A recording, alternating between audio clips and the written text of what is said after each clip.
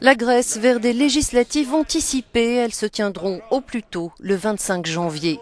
Stavros Dimas, seul candidat au poste honorifique de président, n'a rassemblé que 168 voix sur son nom, comme au second tour. Il lui en aurait fallu 180 pour être élu. Conséquence, le Parlement va être dissous.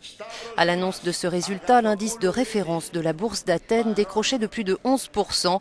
Les marchés redoutent que des élections anticipées ouvrent la voie à une victoire de Syriza, le parti de la gauche radicale. Son leader, Alexis Tsipras, a promis la fin des politiques d'austérité et la renégociation du plan de sauvetage de la Troïka.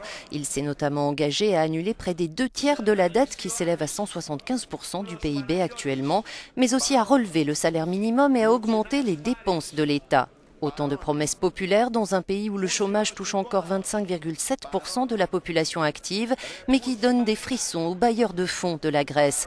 L'Union européenne, la BCE et le FMI ont allongé 240 milliards d'euros depuis 2010 pour éviter la faillite au pays et exigent de nouvelles baisses de salaire et de nouvelles hausses d'impôts pour débloquer une ligne de crédit de 7,2 milliards d'euros. D'après un sondage réalisé ce week-end, toutefois, 44% des Grecs jugent Antonis Samaras, le Premier ministre conservateur sortant, mieux à même de diriger le pays dans les circonstances actuelles.